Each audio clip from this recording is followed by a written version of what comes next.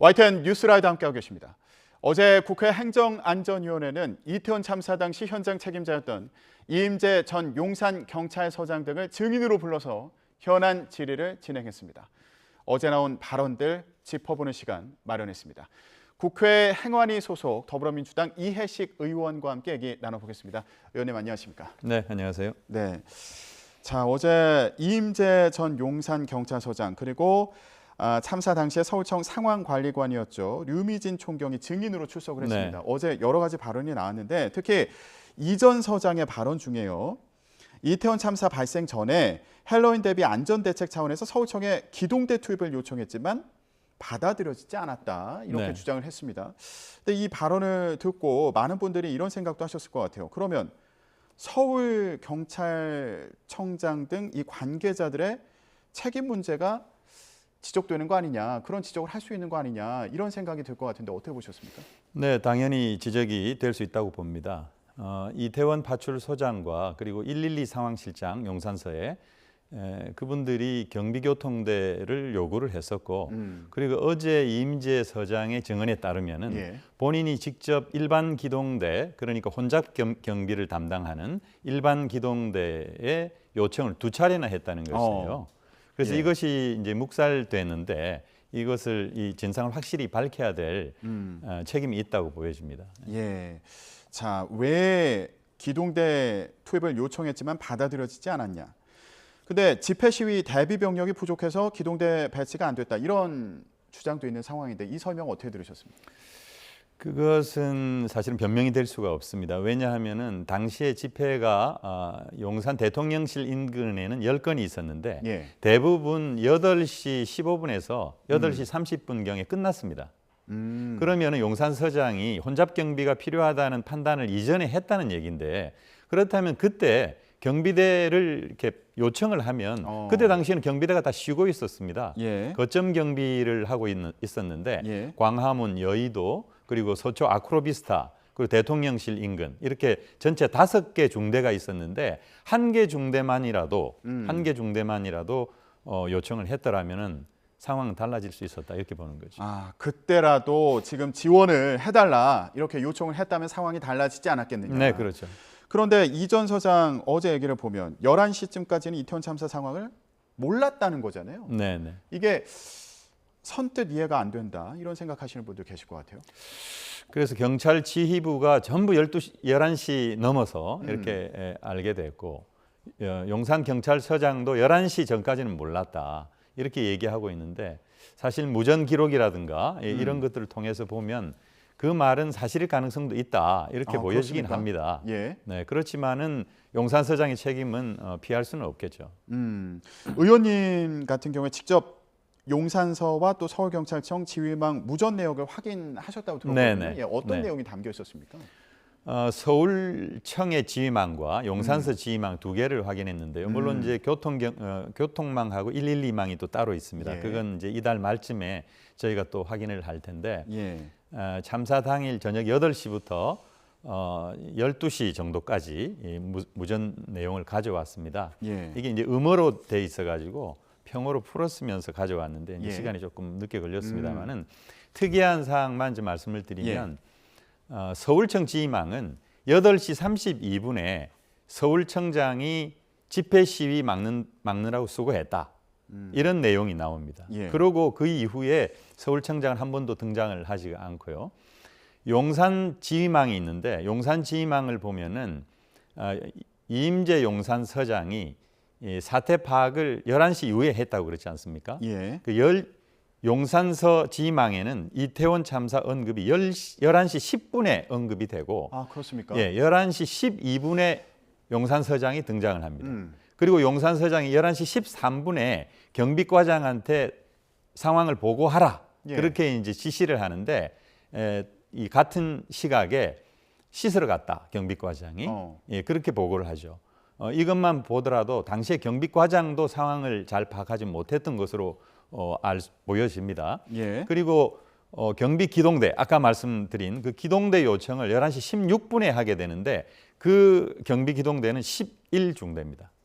그게 중대는? 대통령실 인근에 있던 그러니까 참사 현장과 가장 가까운 데 있는 기동대를 예. 지원 요청을 하는데 예. 바로 이 11기동대를 사전에 요청을 했었더라면은 정말 그 참사를 막을 수도 있지 않았겠냐. 그러니까 예. 용산서장은 본인이 경비기동대를 이미 26일, 27일 이 시점에서 요구를 했다고 얘기를 해놓고도 시위가 끝나고 다 거점 경비에 들어가 있는 상황에서 경비기동대를 요청을 안 한 걸 보면은 예. 정말 그 상황을 제대로 파악하지도 못했고 예. 어떤 면에서는 사전에 정말 그러면 경비기동대 요청한 게 맞냐라고 하는 것을 확인해야 되지 않겠나 이런 예. 생각이 들 정도입니다. 예. 적절한 조치를 취하지 못했다 이런 판단에 이제 변함이 없다 이런 말씀이신데 네네. 지금 무전기록 관련해서 말씀해 주셨는데 아니 그러면 현장은 그렇게 아수라장이었고 압사 신고가 이렇게 잇따라서 들어갔는데 지금 무전기록에는 없었다는 거는 지금 경찰서에서는 파악을 하지 못하고 있었다 이런 상황인 건가요? 이거 어떻게 이해해야 됩니까? 그래서 무전 기록만으로 보면 용산서장은 당시 상황을 11시 이전까지는 전혀 몰랐던 것으로 보입니다. 예. 보이는데 이건 뭐 수사를 통해서 확실하게 가려져야 할 것이고 그리고 저희들이 무전 기록을 다 아까 말씀드렸다시피 음어를 풀어서 가져왔는데 뭐 가공을 했을 수도 있고 일부 숨긴 것도 있을 수 있다라고 보면 예. 뭐 국정조사도 필요하고 철저한 수사를 통해서 가려야 할 것으로 보여집니다. 예. 철저한 수사를 통해서 왜 무전 기록에 그 이태원 경찰서에서 이 지휘망에서 무전 기록에 이 참사 상황에 대한 보고가 없었는지 내용이 없었는지 따져봐야 된다. 그리고 이런 걸 더 밝히기 위해서 국정조사가 필요하다 이런 말씀까지 해주셨는데 네. 어제 이상민 행안부 장관의 발언도 또 관심을 끌었습니다. 근데 이런 취지의 발언이 좀 논란이 됐어요. 경찰청은 이제 별도의 외청이라면서 남의 살림까지 챙길 수 없지 않느냐라는 취지의 발언이 있어서 논란이 됐는데 이게 어떤 맥락에서 나온 건지 또 어떻게 들으셨는지. 경찰청이 그 행안부의 외청인데 치안 사무를 장관이 관여할 수 없게 돼 있기 때문에 경찰국을 만들었지 않습니까? 예. 이제 그런 상황에서도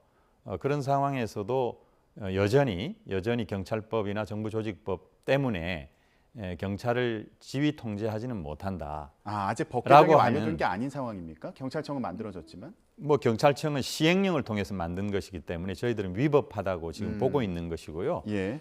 정부조직법이나 경찰법은 그대로 있기 때문에 행안부 장관이 사실은 경찰을 지휘 통제할 수는 없죠. 그렇기 때문에 그것을 뭐 얘기한 것으로 보입니다. 예. 하지만 예. 원래 경찰청을 만들 때에는 경찰을 지휘해야 된다라고 분명히 이상민 장관도 얘기했거든요. 예. 그래서 애초 입장과 비춰보면은 사실은 자가당착이다 이렇게 보는 거죠. 알겠습니다. 지금 정부조직법을 보면은 소속청에 대해서는 중요 정책 수립에 관하여 그 청의 장을 직접 지휘할 수 있다고 되어 있고요. 그리고 네네. 치안에 관한 사무를 관장하기 위해서 행정안전부 장관 소속으로 경찰청을 둔다. 이게 지금 정부조직법 이렇게 네, 그렇습니다. 개정이 되어 있는 상황입니까? 아니면 원래 이렇게 되어 지금 있습니까? 이제 그렇게 돼 있습니다. 그러니까 예. 경찰청을 통해서만 지휘하도록 돼 있는 것이죠. 예. 그러면 이게 지금 장관의 발언, 남의 살림까지 챙길 수 없지 않느냐, 이 발언과는 어떻게 이해를 해야 되는 제가 볼 때는 경찰청을 남의 살림이라고 얘기한 것 자체는 정말 비판받아 마땅한 발언이죠. 예, 그러니까 이런 지금 법을 근거로 통해서 볼 때 지휘할 수 있다 이렇게 이해할 수 있는. 그러니까 경찰국을 통해서 사실상의 지휘를 하려고 지금 하고 있는 것이고 예. 지휘 규칙이라고 하는 것도 만들었고 그리고 행안부 장관이 갖고 있는 총경급 이상의 경찰 간부에 대한 인사 재청권 이것을 적극적으로 활용을 해서 사실상 인사를 하겠다라고 하는 것이거든요. 그렇다면 사실상 인사는 만사라고 하는 얘기가 있잖아요. 예. 그래서 인사권을 준다라고 하는 것은 모든 것을 주는 거나 마찬가지이기 때문에 예. 저희들로서는 경찰국을 통해서 경찰을 사실상 지휘 통솔할 것이다 이렇게 보고 있는데 행안부 장관이 그것을 남의 집 살림이다 이렇게 표현한 것은 너무나도 어떤 면에서 보면 후한무치한 것이죠. 예. 자, 그러다 보니까 지금 이상민 장관 거취 문제도 정치권에서 논쟁거리 가운데 하나인데 최근에 조금 전에 나온 얘기를 보니까 민주당 지도부에서 해임 건의안을 검토하고 있다 이런 얘기가 전해져서요. 어떤 상황입니까? 뭐 아시다시피 이상민 장관이 재난안전주무장관으로서 이 사태에 대한 책임을 지고 물러나야 된다라고 하는 여론이 들끓고 있습니다. 예. 여론조사를 봐도 국민들은 65%에서 73%까지 나오는 조사도 있어요. 행안부 장관이 즉각 물러나야 된다. 그런데 지금 윤석열 대통령께서 감싸고 계시지 않습니까? 조문에 동반을 한다든지 동남아 순방 나갔을 때도 어깨를 툭툭 두드리고 또 돌아오셨을 때도 악수를 하면서 수고했다, 고생 많았다 이렇게 얘기를 하지 않았습니까? 이런 사인들이 전체적으로 보면 이상민 장관에 대해서는 계속 신임을 하고 있다라고 하는 사인을 주는 것이거든요. 이런 국민 정서와 그리고 여야 가림 없이 제기되고 있는 사퇴 요구를 일축하는 것으로 보이는데 저는 이건 매우 부적절하다 이렇게 보고 있습니다. 그래서 저희 야당 입장에서는 이게 정말 자진 사퇴를 안 할 거면 국회에서 그러면 뭐 해임 건의안이나 이런 걸 내겠다. 이런 것을 원내대표께서 지난 어제 최고위원 회의 때에도 이제 시사를 했고요. 그래서 그런 보도가 지금 나오고 있는 것으로 생각이 됩니다. 그러면은 이런 방침을 세운 거는 맞는 거군요. 지금 상황이요. 뭐 저는 그렇게 생각합니다. 네.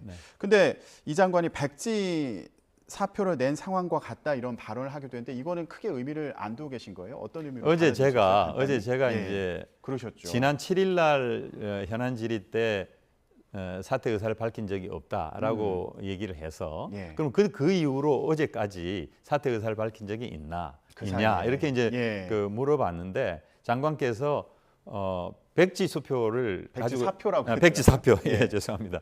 백지 사표를 내고 있는 거나 마찬가지다 그런 답변을 하셨어요. 그래서 제가 재차 실제로 대통령께 그런 건의를 그런 말씀을 드린 적이 있느냐? 없다면 없다고 대답해야 된다. 제가 그렇게 얘기를 했죠. 그래서 저는 장관께서 면피를 계속 하고 있다 이렇게 보입니다. 알겠습니다. 이런 상황을 두고 지금 민주당에서 해임 건의안 이상민 장관에 대한 해임 건의안이 이제 내고 단독 처리까지 검토하고 있는 것으로 보이는데 정치권의 새로운 파장이 일 것으로 보입니다. 오늘 더불어민주당 이해식 의원과 함께 어제 국회에서 있었던 행정안전위원회 현안 질의와 관련된 얘기 나눠봤습니다. 의원님 고맙습니다. 네, 감사합니다.